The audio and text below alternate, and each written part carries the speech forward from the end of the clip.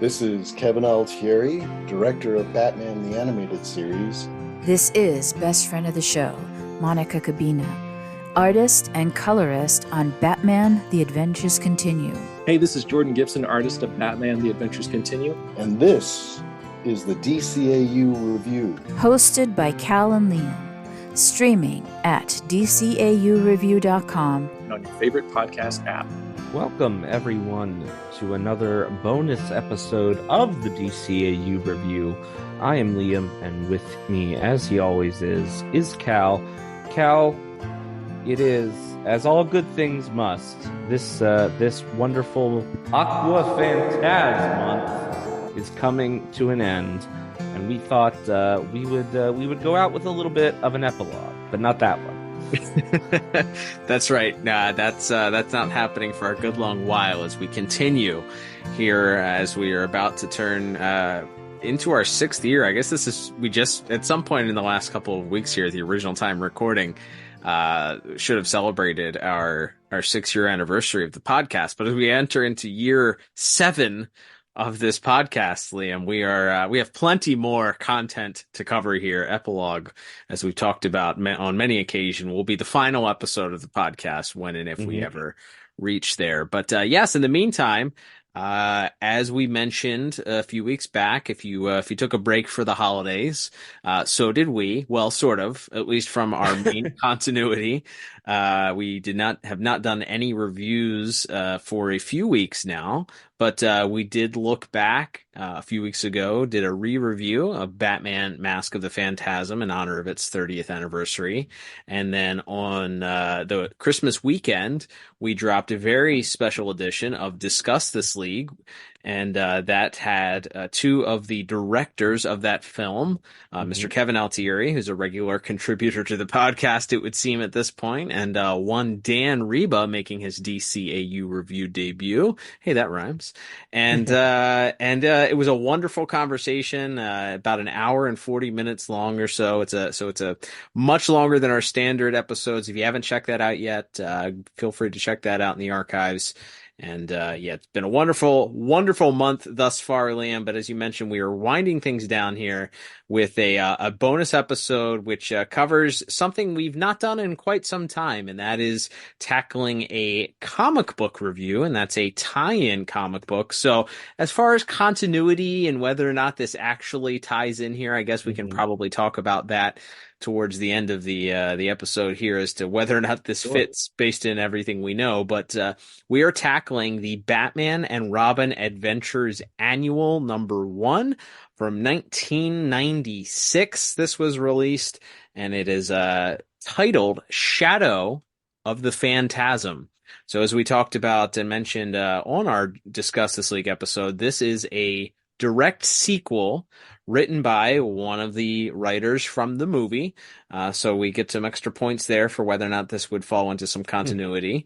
And it is a follow-up to the story. And it involves several of the characters, as we'll discuss here in a second, that we saw in the movie, including Andrea herself and a few other characters, as well as a couple new creations. Paul Dini always loves to create a new character or two and introduce them. And of course, we also have some artwork by some familiar names, people we've discussed before on the podcast multiple times, that being Ty Templeton, Rick Burchett, and Terry Austin, who's an inker throughout the book, and then a couple of other names who we maybe have mentioned occasionally, but probably haven't been able to give their full due to. So we'll discuss a couple of those artists as well as we kind of do what we do. If you're familiar with our reviews of Batman The Adventures Continue, we usually kind of just give a brief overview of the plot, not necessarily a frame by frame, panel by panel review, but a general overview of the story. And then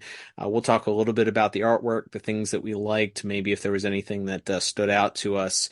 And then, as we mentioned, we'll kind of talk about continuity-wise where this fits in the DCAU here to wrap things up. Everybody's favorite topic, Liam. Everybody's always got an opinion on that. So, yeah. So we'll just one little note. If you'd like to follow along, read along, this issue is a little. You have a few ways. You could go hunting in the in the bins at your local comic store for an original copy. I know we still have our original copy, I believe, somewhere, Cal. But the easiest way, if you were looking for this digitally and you wanted to pay for it, is probably to find it in the collection Batman and Robin Adventures Volume 2, which collects several issues of that series, along with the first annual, which, as you mentioned, is sort of a special giant-sized issue that the DC Comics, they still do annuals now. They went out of style for a while, I think, but they're back now. Just one big extra sized issue that's outside of the main continuity, a bonus episode, if you will, of this show. But yes, we have Batman and Robin Adventures Annual #1. So you mentioned, written by Paul Dini. The whole thing is colored by Lee Lowridge and lettered by Tim Harkins. And then for artists, as mentioned, we have Ty Templeton, Dev Madan, Terry Austin, and Rick Burchett, and working as inkers.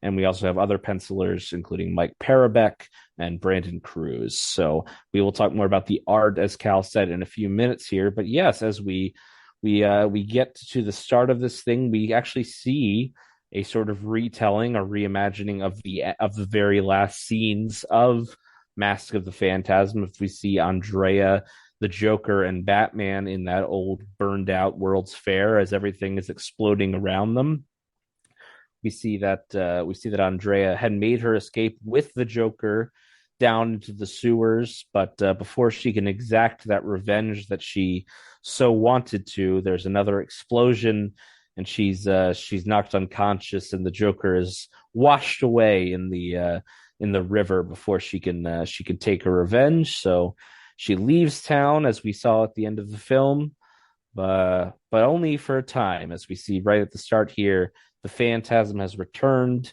and we see her immediately getting to work, taking out a sniper who's been charged with watching someone. And we very quickly find out that person that the sniper was so interested in is none other than billionaire bachelor Bruce Wayne. That's right.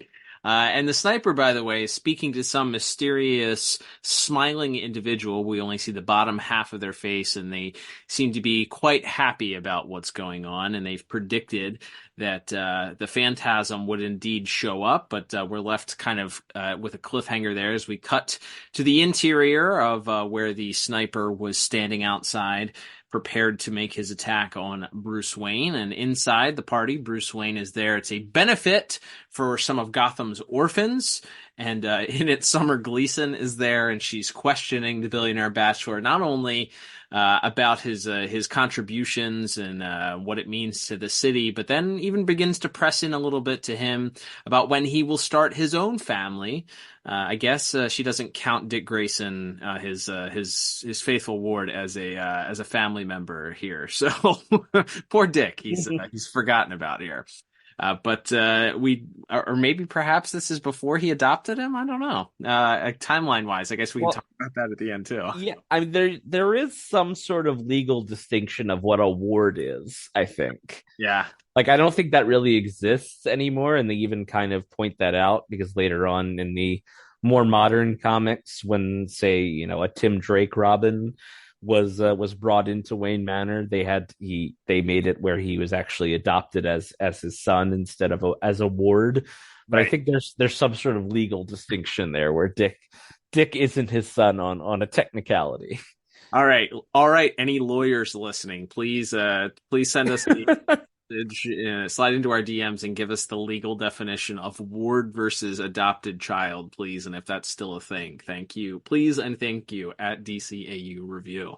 But yes, Bruce remarks to Summer Gleason that when the right woman comes along, he'll be sure to take that into consideration about starting a family. And as if the devil heard him himself, who should appear but Andrea? And she, to Bruce's surprise, offers her hand to take and to start dancing with, and she begins to share with him that she's there because she heard that someone was after him and looking to potentially kill him. He is a bit suspicious of, based on how things were left, and mentions that it's difficult to trust her. She herself takes offense to this and removes one of her earrings, which turns out to be a smoke bomb, making a quick escape, leaving Bruce and all of the partygoers very confused. As Bruce escapes and runs out to his... leaving me confused, quite frankly. Everybody else that's just like, all right, a woman threw an earring down with a smoke bomb. Bruce Wayne ran out of the room, and that's that. Yeah, it's a very odd sequence, and I know the idea is you had to get Bruce kind of in a frantic place where he's rushing to the car and he's maybe not thinking straight. But it's just so wild that this woman just walks up to Bruce Wayne, throws a smoke bomb at him halfway through their dance, and then just jumps out a window. And then Bruce just goes sprinting out of the room. It's too funny. But as you mentioned, Bruce runs to his limousine where Alfred is waiting, and running up after him, seemingly forgetting, I guess, that she had just run away from him, is Andrea, or at least someone who appears to be Andrea. She gets into the limousine, but she calls Alfred by the wrong name. So that's a little clue there that this may not be Andrea. It is in fact revealed to not be her, but instead another assassin who appears to be after Bruce. And we learn that this is the assassin named Kitsune, who has who Bruce, of course he knows, because Bruce knows everything, is named after the Japanese fox demon who takes the human form to destroy her victims. And I guess the reason she adopted this name is she has this diamond on her head, or jewel on her head, which allows her to project an image of anybody she's ever seen. Essentially, she's Mystique, right? From X-Men. She's like Mystique, and she has claws like Lady Deathstrike. So yes, I think there's a lot of X-Men in the DNA of this character. Correct. Yeah. There's a lot of that. Maybe that explains why we never saw this character again after this issue. Spoiler alert. But yes. Suddenly, I will just say this: I love that the interior of the car seems to grow wide enough where we have people standing up and a full-fledged fist fight happening in the back of the limousine as things get not only violent with the claws, but then breaking of glass bottles. Bruce's life appears to be in danger, but just when things seem bleak and Bruce seems to be overwhelmed, crashing through the sunroof is none other than the Phantasm herself, and Kitsune makes an escape through the side door, and it turns out that Bruce may be ready to discuss just exactly what is going on. That's right. So as we discuss Act 2, Bruce sort of lets Andrea in on a little bit of what happened directly after the events in the film. He says that he looked everywhere for her and even went to see that slimeball Arthur Reeves, who was still recovering in the hospital at the time, to see if he had any idea where Andrea could have gone. And Andrea had the opinion that she didn't want anything to do with Arthur. And so she left town, and not really knowing what to do with herself at that point, she did what she had been doing the whole time to, I guess, hone her skills and to keep herself afloat financially, which is to use the Phantasm as more of a mercenary, and whether that could be working as an enforcer, a thief, or what have you, any sort of ill-gotten gains, even an assassin, as Bruce points out. But that as she was working through that sort of criminal underworld, she got wind of a hit put out on Bruce Wayne, and so that drew her back to Gotham, back to Bruce. And even though, as Bruce tries futilely to put some boundaries between them, as always the case, they are once again making out and embracing. As Alfred walks in, they bring back a fan favorite gag from the movie where Alfred always walks in on them right as things are getting hot and heavy for them. But as Alfred excuses himself, we see that he's knocked unconscious, and then a group of masked thugs break into the room, and Alfred seemingly has recovered, but it turns out once again to be Kitsune in disguise, and she smashes a vase over Andrea and knocks him out. And as they all point their guns, Bruce goes crashing through the window. People just jumping out all kinds of windows in this comic book. No, Bruce is not protecting his secret identity particularly well. But I guess in this case, they do say they think he's dead. So, but yes, he jumps out of the window into the river below, but we see him escape into a drainage pipe, which leads into the Batcave. And we see Batman suited up. He makes sure to check on Alfred and make sure he's okay. And then he decided they sort of discuss who could be behind all of this. And they mentioned that Kitsune had said something about the big boss having a big smile on his face, and Alfred, rightly, I would say, connects that to the Joker. But it turns out that might not be who it is, because as Batman says, the Joker's been locked up in Arkham for months. And that's where we get to our next and third act, where we find Andrea tied up in the room. We see her phantasm gear being tried on by a mystery man as they sort of explain how they began to understand who was behind the mask.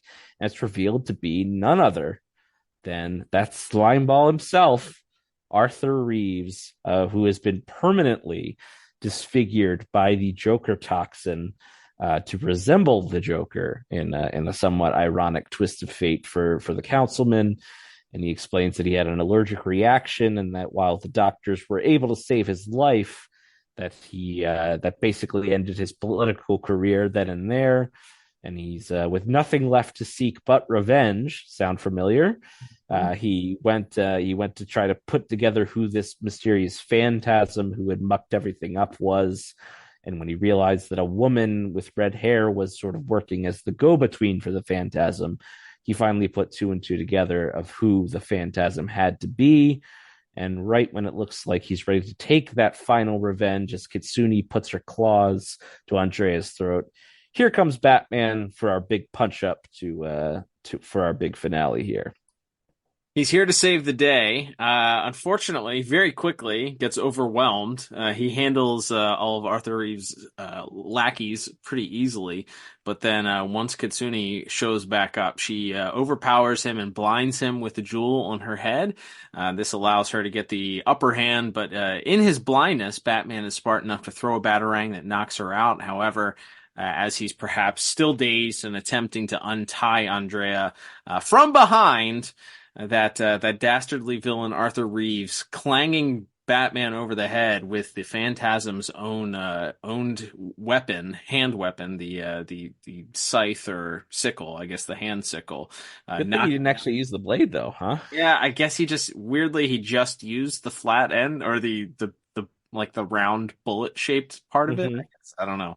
Clanging Batman over the head, knocking him out, and he goes over not only and Andrea is freed, and she goes to assist Batman at this point, but she herself is taken out from behind also by Arthur. Bruce and Andrea at this point both overwhelmed and somewhat dazed. Arthur clearly begins getting the upper hand. Batman, extremely weakened at this point, is no match for Arthur, who is able to unmask him, revealing that he's Bruce. And just as he has the sharp-ended blade to Bruce's throat at this point, about to kill him, Andrea swoops in with a swift kick to the jaw, and she knows that at this point she has to say goodbye to him forever. At this point, we see Arthur waking up after his swift kick to the jaw and grabbing the weapon once again. The Phantasm standing in front of the window. It gives her famous line, "Your angel of death awaits." And Arthur Reeves is pretty excited to run towards her, knowing that she appears to be unarmed at this point. And he dives at her, and third time's the charm for somebody falling out of a window. This time, unfortunately, as he dives towards her, it turns out there's no one behind the mask. It was just floating there. Arthur tumbles over the grate and falls to his death over the side of the building. Batman swoops down and realizes that Andrea was not there at all. It was just the cape. And we get our little epilogue, which is Kitsune being loaded into the back of the police wagon, Batman having a conversation with Commissioner Gordon, who discusses how Arthur Reeves' life ended up being very tragic. We get the confirmation that Arthur is dead, and that it's a shame that they never got to know who the person behind the phantasm was, and who this person is, and whether he's still alive. And he asks Batman if he ever knew who it was, or did he ever see who the phantasm was. Batman pauses and then turns away, saying to the commissioner, "No, Commissioner, I never knew the person behind the mask." And as he swings off, we see him swing past a gargoyle in the shape of a praying angel, and that praying angel suddenly morphs into Andrea, who has Kitsune's helmet on. And I guess the helmet also gives you powers to turn into things that are inanimate. Also, I didn't get that from the initial description, but sure, right, exactly. Vague magic.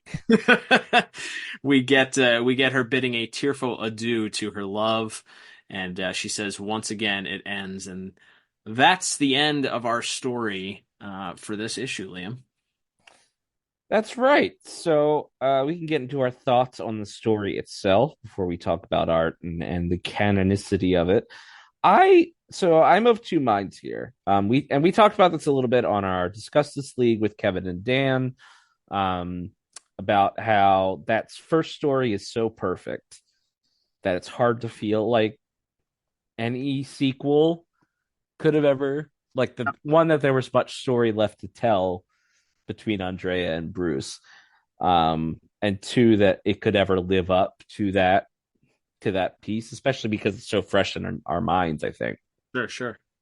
It is fun. It's fun to revisit that, and what it really comes down to, this feels to me, and this is maybe a weird analogy, but this feels like when the main character on like a sitcom has like a recurring guest star significant other for a while, and it's getting pretty hot and heavy and serious, and then they do the big dramatic breakup because the actor is leaving to go work on another show or whatever. Okay. And then like 3 seasons later, they bring that actor back for like a 1-episode guest star, and it's like, oh, the old girlfriend's back in town. Yeah. Like that's a little bit what this feels like to me. It feels like, oh, well, we're just kind of revisiting, kind of re-going over. We're doing like a truncated version of the same story of, she comes back to Gotham. She and Bruce are together again for a second, but ultimately they can't, as they're ripped apart by, revenge and tragedy and just being two completely different people at this point in their lives. And isn't it so sad that they can't work it out? So it feels like we're treading a lot of the same ground, as the original, like I said, but it is still fun to just revisit it. And bringing back Arthur Reeves as a straight up villain is also, I think, kind of fun, because there isn't a scene where Batman just gets to deck that guy in the movie, even though he's a real slimeball and he deserves it, because he's he's trying to get the police to unmask and capture or kill Batman for the whole movie. Sure. So maybe it's fun to see him get more direct comeuppance, but I don't know. Like I like it, but I didn't love it, I guess. So things that I did like, I guess I'll lay it out this way. Things I did like. I like the fact that Mr. Dini, who wrote this, decided not to just do a straight rehash with involving the Joker. I feel like that would have been the very easy way out here. And instead you go to this other person. You kind of intimate that the Joker is involved based on some of the early visuals and some of the dialogue and all of that, who would have a motive, all that. But it kind of giving you that curveball where, it turns out to not be the Joker. I did like that. Like, I like involving Arthur and kind of putting a bow on his story, because as you said, you don't really get a resolution to the end of Arthur's story. We know that he was a councilman, but you don't really see him involved in any of the other politics or anything going forward in any of the tie-in comics or any of the other movies or anything. So truly, like, okay, so what happened to this guy who got power through his slimy, selling out of Andrea's father to the mob, did he ever get a comeuppance for it? And why wouldn't Andrea come back to kill him? That's a question that I have, is like, if she figures out that he's the one who sold the boss out to the mob, and maybe she didn't know.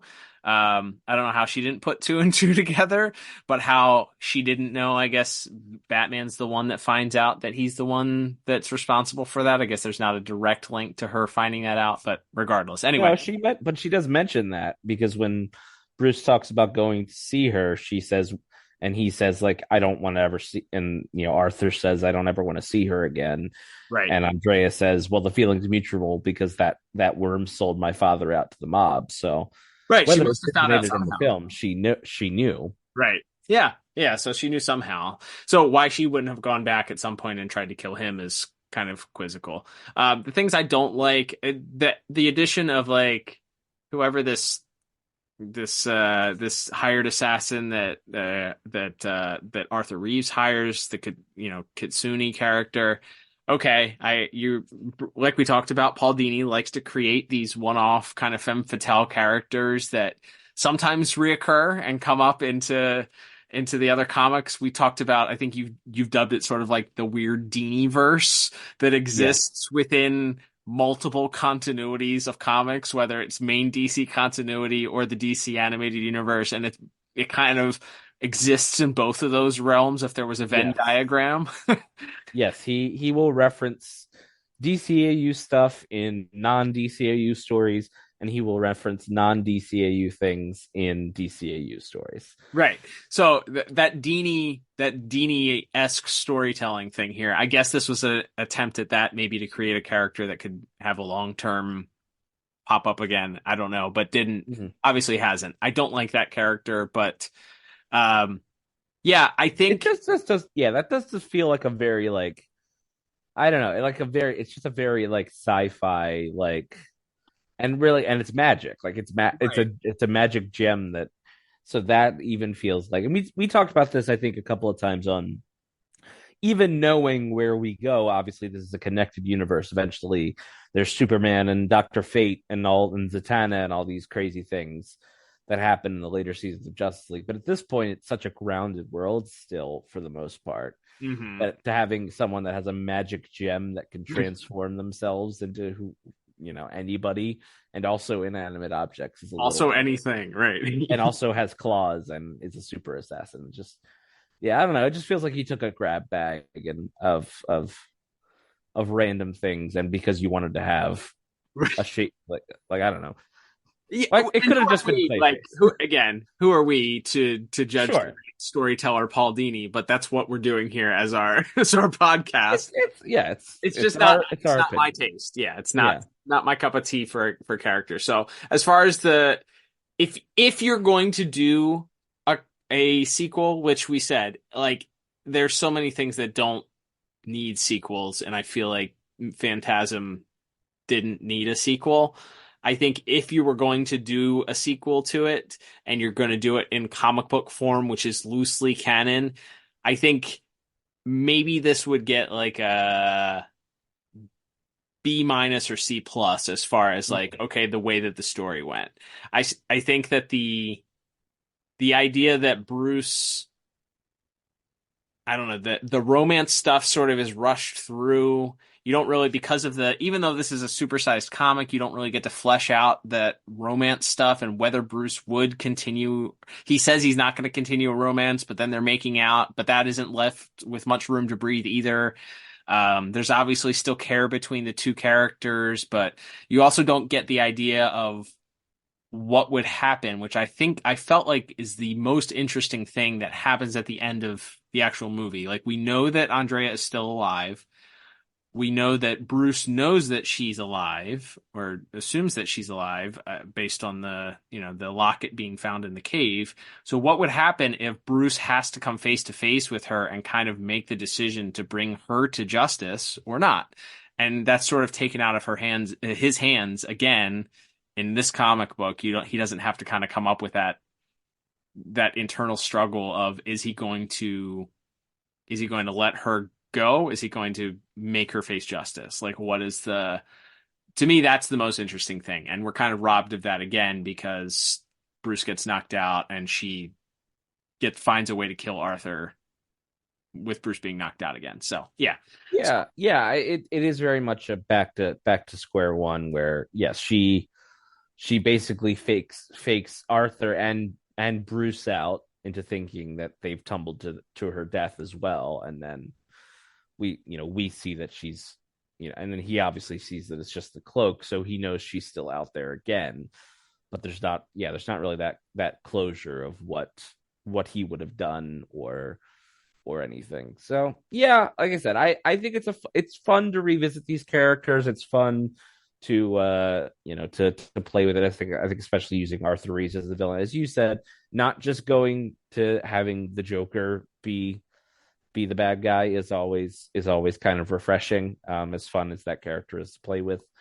But yeah, so I enjoy this as a one-off, but it does feel pretty superfluous, I would say, to as far as adding anything new to the Bruce Andrea story or even really acting as an epilogue, because to me it just kind of, in a weird way, it kind of does in certain ways, at least as far as the beats of Bruce and Andrea coming back into each other's life and feeling like there's going to be some conflict at first because he's kind of standoffish with her, but then they fall back in love, and then the big battle happens and she disappears again. It just feels like we're kind of treading over the same ground we've already tread over with the movie. So yeah, if you were going to bring those characters, and there are other tie-in comics that do use the Phantasm.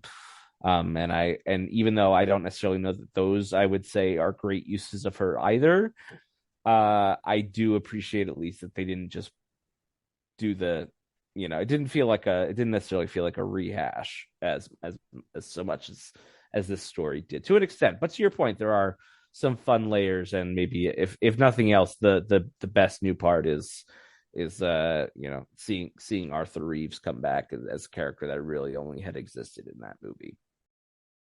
All right, there, Cal, and then we will move on to talk about the art. So we have a lot of names, as mentioned at the top, who work on this story as pencilers and inklers. Lee Roweridge once again did the colors for the whole book, but we do have several artists, pencilers and inkers.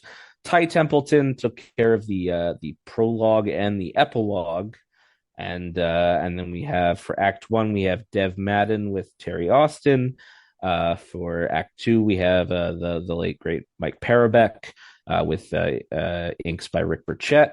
And then Act 3, we had another one of the regular tie-in artists, Brandon Cruz, also inked by Terry Austin. So what stands out to you as far as art here? Now, I will just say at the start, we do get a pretty great reimagining or retelling of the end of the film with Mr. Templeton's art, but then we kind of get right into the action with the Phantasm appearing out of the smoke. There's some pretty striking visuals, I would say, for sure. Yeah, I think one of the things I noticed is just kind of the layout, and going from what we've kind of seen in the modern comics and what we're kind of used to with doing the Batman The Adventures Continue is just kind of more of a standard. Everything's pretty standard. You either have 5 or 6 squares or rectangles that kind of make up a page. Everything's very squared off. There's not a whole lot of splash pages. There's not a lot of overlapping of your squares, so everything's kind of sectioned off. So that's with the exception of like 1 or 2 panels, but just something that I noticed that I guess a difference in the way that modern comics are kind of sequenced and organized. But as far as Mr. Templeton, I think we've sung his praises well deservedly so over and over again. It would have been interesting, I think, to see some of his work and creating a consistent look throughout. I think that's the one thing that stands out, and that's just comes with the territory when you have multiple artists working on a story, as we even talked about with some of the Adventures Continue comics, is when you have a single issue that's done by multiple artists, sometimes it kind of causes you to pause in the middle of the story and maybe takes you out a little bit before you can kind of just readjust. With this having 3 acts, which was sort of standard for those Batman adventures and Batman and Robin adventures comic books and how they were sequenced back in the day, you kind of have a little bit to adjust to, but it is having 3 different sets of artists throughout. I think is probably not ideal in the long run of telling a sequential story. With that said, I think in the first setup, you're right. I think you can hear the lines based on the visuals and the adaptation. I love that we get a little bit of extra kind of the what happened after the explosion. So we kind of see Andrea and the Joker in the sewers and the ensuing explosion that caused them to separate under there. So you kind of get the backstory there instead of having to kind of play that up in your mind. It adds to a visual. But then the very first shot that we get of the Phantasm in that Act 1 coming across that scene, coming across the rooftop there with you get the kind of the distorted view of the up close shot, the perspective shot of the sickle and kind of close to you, and then her kind of rushing across. It gives you that same feeling of her running across the rooftops in the scene in the movie. Mr. Madden I think did the first sequence, right? He did the Act 1. Correct. So yeah, I think his certainly looks like it has a little bit of a more Eastern influence to it, but I would say it sort of matches up with what you eventually get to with Rick Burkett's artwork in a lot of the later tie-in comics and Gotham Adventures and even some of the Batman and Robin adventures. So I think his artwork and art style certainly matches well with the rest of the issue, and then we haven't really had the opportunity. I think we've alluded to it a couple of times, but Mike Parobeck was like the Batman Adventures for the first run, the first tie-in comic. He did, I think, the first 6 issues of that series. So many of the issues that we hold near and dear and the things that I think hold an almost equal place to to some of the episodes of the series, because we were able to read these whenever we wanted to as kids and kind of go back to the same stories over and over again. I can remember also having like tracing paper that we had and like tracing images and stuff like that, and tracing over some of Mr. Parobeck's work. And so many of his pieces are kind of ingrained in my soul as Batman the Animated Series. And he was unfortunately he passed very kind of tragically, and not too long before this annual was actually released, as we learned. And but he was just such a great artist. He worked on a lot of other stuff too. He's definitely worth checking out some of the other stuff that he worked on. As far as DC Comics are concerned. But he's just an artist that feels like Batman to me. It's very much in the same vein as Ty Templeton. Like he's synonymous with the Batman adventures and the Batman and Robin adventures. And it's kind of sad to me that he kind of we can kind of put 2 and 2 together, that maybe he didn't get to finish the work for this, because I do see Mr. Burkett's influence a little bit in some of the artwork, and they were especially on Andrea's faces. This is agreed very similar to if you look at a lot of Mr. Burchett's work from especially when he had taken over penciling duties on like Gotham Adventures or Superman Adventures later on. There's some very Burchett faces in this as well, for sure. Absolutely, yeah. But I think the one thing that kind of strikes me about that Act 2, especially at the beginning, is the colors are a lot more dull. They're not as vibrant. I know some of it is flashbacks, but some of the choices, like the scenes in Wayne Manor as Bruce is kind of talking with Andrea, their skin tones are sort of dulled out, and it's supposed to kind of give you this dark aura of what's happening in the conversation that's happening between the two of them, and this kind of sadness that kind of overarching sadness in these moments. But I love the shots of Bruce not only jumping out of the window, but then landing in the water, walking through this giant pipe to get into the Batcave. Just beautiful shots there. And even the sort of like hazy Alfred's waking up shot of Bruce standing over him. I love, like, it just perfectly evokes that idea of somebody coming out of a, up being unconscious to see Mm-hmm. somebody standing over top of them. Um, and then I think for our final act, I think these are the pencils and the art that I kind of dislike the most. I feel like Mm. it kind of departs both not only in the art style as far as the drawings and the character models and all of that, but also some of the choices in inking. Um, kind of there are certain panels that are kind of over inked or the inked in a more classic like 70s and 80s style. Mm. And obviously this was only a decade or so after that was more in vogue, but it just kind of it doesn't line up exactly with the rest of the issue. That's not to say that the sequences aren't interesting. The characters are just a little bit more off model. They just don't quite look like the rest of the issue. They Even look Arthur Reeves is a little bit like he seems to have shifted and morphed into a completely different character. It feels like it. yeah, there's like a little too much detail in everyone's faces and like in their eyes. I feel like especially like there's extra. They look a little, and maybe this is a coincidence. Like I don't know if I would have made this connection before doing research, but Brandon Cruz, who did the pencils for Act Three, was a storyboard artist on a lot of like Disney and Nickelodeon cartoons and other sort of children's animation over the years. And like, wow, that and then I started looking at Andrea in that act, like on the page where Arthur slaps her, and you get this kind of close up of her. I was like, yeah, she does kind of look like more like Ariel from The Little Mermaid or something right now. Like, not so much in like the colors, but in yeah, and then yeah, there's one shot of Arthur right before Batman crashes through the skylight, which still looks great. Like Batman, I think looks pretty good throughout, but yeah, it's just like there's extra wrinkles and sort of detailing in the face that don't quite jive with this very this sort of more simplified Bruce Timm style art. I was going to But say it leans more towards, as opposed to a Jack Kirby influence, more like a Wally Wood or somebody that has a lot more detail and expression, yes, like the wrinkles and the details, as opposed to that simplified, streamlined Kirby, Tim, even Templeton kind of look to things. So it's not saying it's bad. It's just it doesn't fit, I feel like, with this style, this particular issue, right. compared to the other two artists. So that's not to And that, say I do like the shot once Arthur kind of leaps after the what he thinks is the phantasm. I think that shot looks great, and then his realization that he hasn't he's not killing her. He's about to die as he's falling out of this window is kind of terrifying.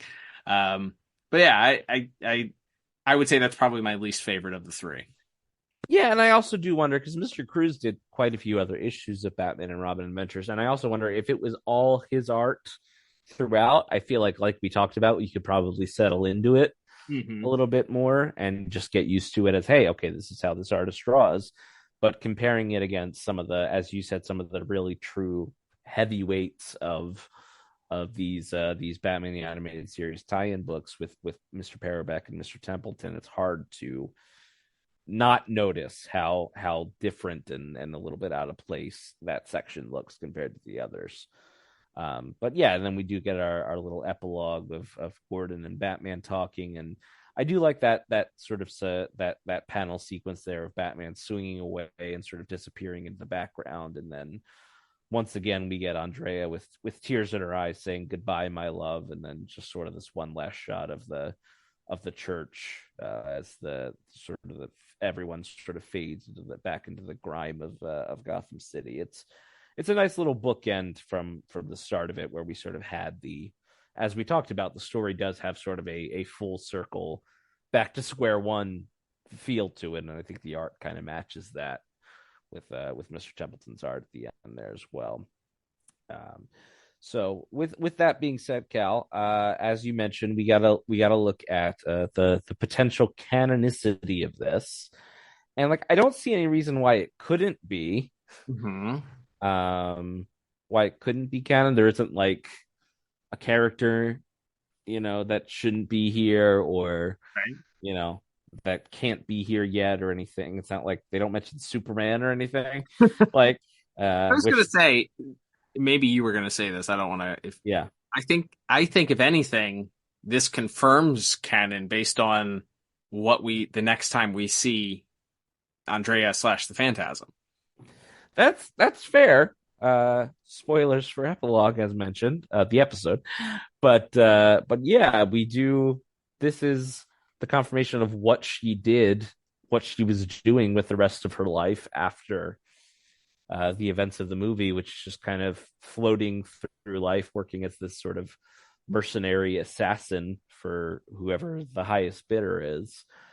So yeah, I think you could say this is canon. Is just she made one last trip through Gotham and it didn't work out, so she just sort of became a more hardened and more of a ghost, more of a phantasm, literally, and just went about her life slicing people up and taking a paycheck for it. I guess we don't doesn't feel like there were as doesn't feel like there was any happy endings in Andrea's future for sure. Yeah, I mean, and that matches honestly.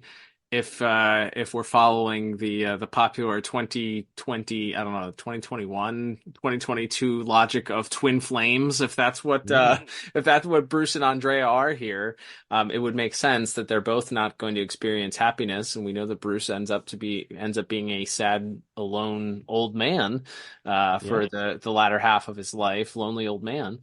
So who's to say that Andrea also didn't suffer that same fate as a result, if they were destined to sort of suffer together? So yeah, I would say again, I could take this either or. We don't see Arthur Reeves ever again on screen, at least. right. There's nothing that we see that would I would say that would contradict this, as you mentioned. It's not really mentioned ever again that he had this second run in. Of course, it's not mentioned on Right. screen. As we talked about with Dan last week, that appearance in epilogue was sort of just an idea that, hey, wouldn't this be cool, because they were doing all these other things that were sort of winks and nods to people who knew. It wasn't something they Right. thought of sort of as something that was, and Dan even said he kind of wished they hadn't done it. So um, Right. take that as you will. So yeah, I don't think there's anything that would say it's not canon. So read this, and if you want to make it canon, uh, go ahead. I don't think there's anybody or anything that's stopping you. But honestly, you could say the same thing about any. Yeah, And I mean, we talk about that all the time on our Batman: The Adventures Continue reviews. By the way, that last issue review is still coming someday, one day, that's right. 50 years from Years now. No, around, just kidding. whatever now is.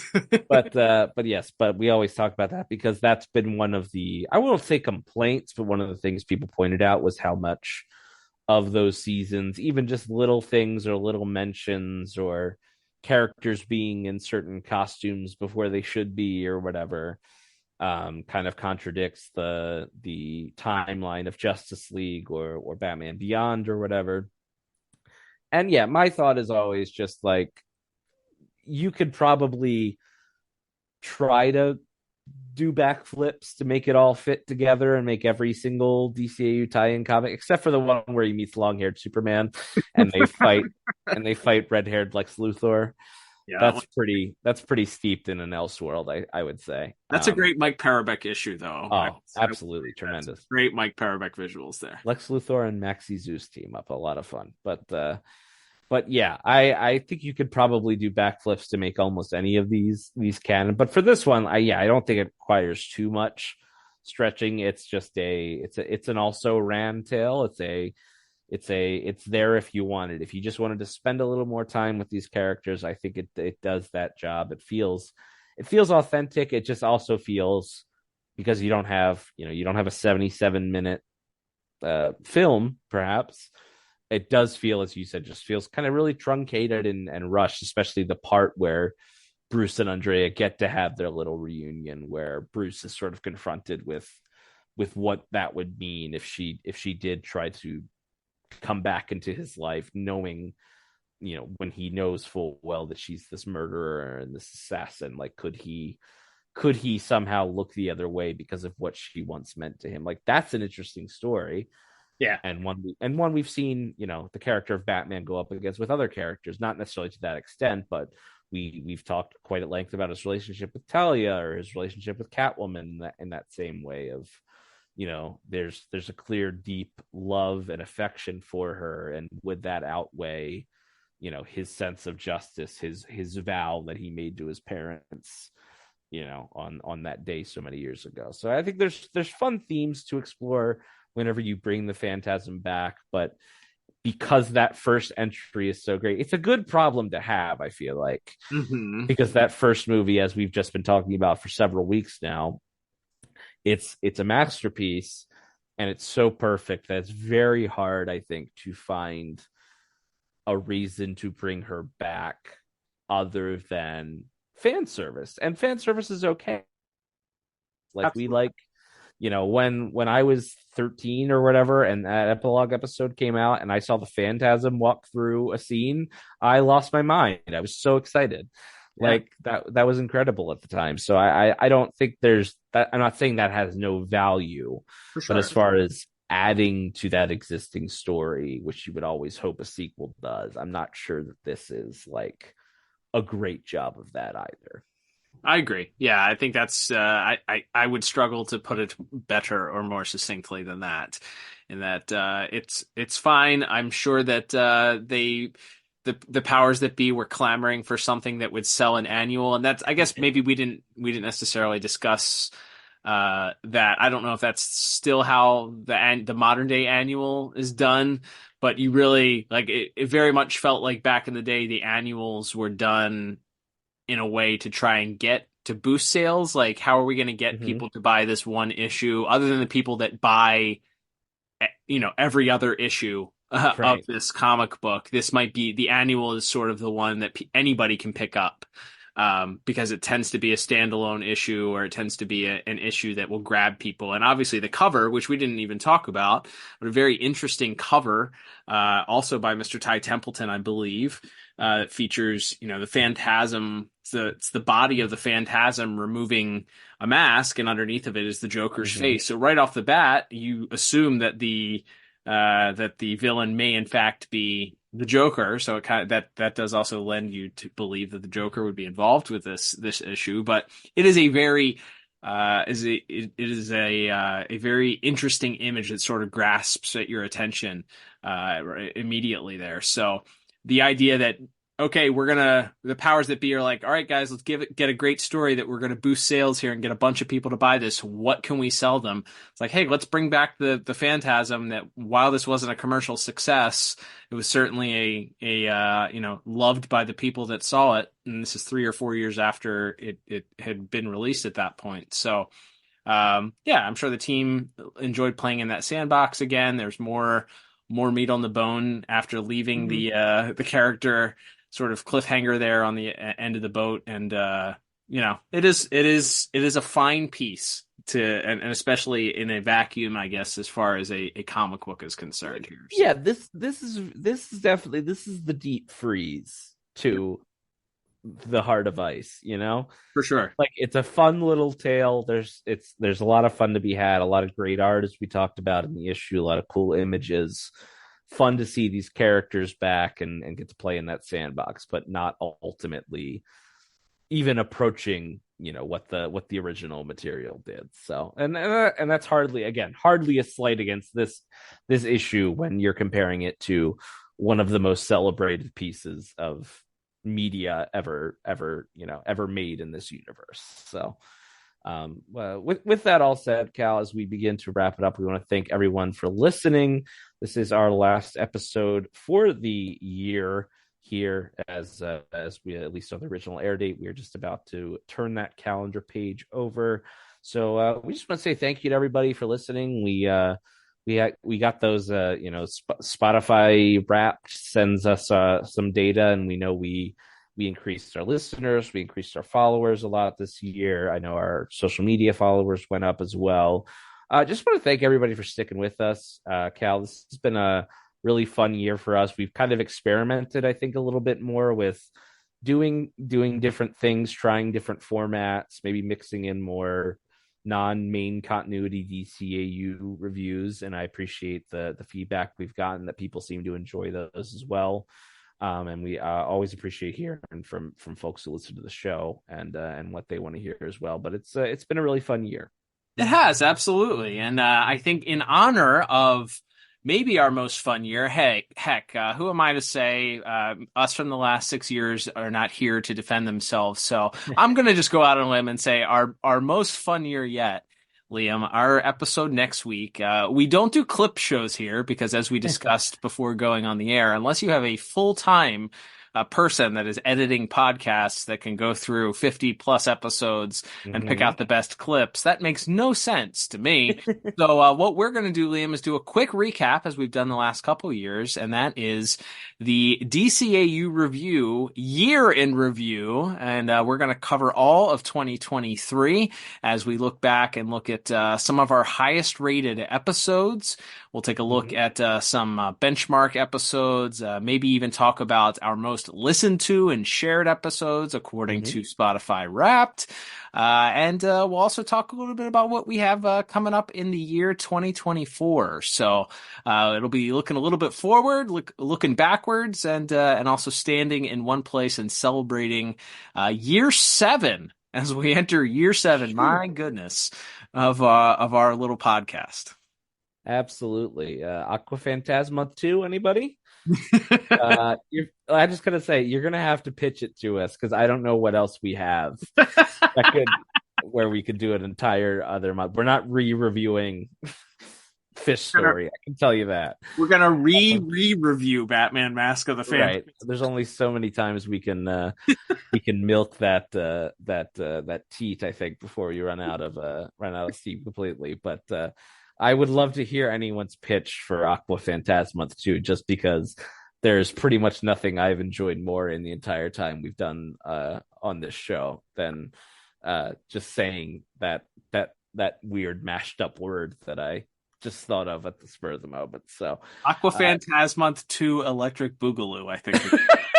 This is the going. Now we're talking. It's the going suggestion. Now we're talking. We're accepting pitches in our Instagram DMs or on the site formerly known as Twitter, which, by the way, you can follow us at DCAU Review on there, as well as on Threads. I log in about once a month and post one thing and then forget about it. But if you're on there, you can still follow us there as well. If you're looking for an alternative, if you would just want to give Mark Zuckerberg another chance to mine your personal data, and I know I do. But anyway, yes, we were looking, as Cal said, we will be looking back at the year 2023 next week for our show, and it'll be great. In the meantime, thank you everybody for listening. If you'd like to support the show monetarily, there are a few ways to do that in the show notes. You can either head to our store and pick yourself up a hat or a shirt or a mug or something, or there's also a little donate button there where you can buy me and Cal a cup of coffee, which we appreciate. We have a few regular donators that we appreciate do that each month. So there's a couple of ways you can support us. And of course, the best free way to support us is to log in to your podcast app of choice and give us 5 stars, leave us a review if it lets you, or if you're listening to us on YouTube on the wonderful Pod Tower YouTube channel, we'd appreciate you subscribing and liking the video and favoriting the video and sharing those links. And you're not only helping us out, but also the wonderful folks at Watchtower Database with their jump on the Bat-Wagon show and archive Tim Talk show as well. So a lot of great stuff over on the Pod Tower channel that we are happy to be a part of. And Cal, I think there's really only one thing left to say, and that's Happy New Year. So until next week and next year, I'm Liam. And I'm Cal. And we'll be back soon with another episode of the DCAU Review. Here's to survival.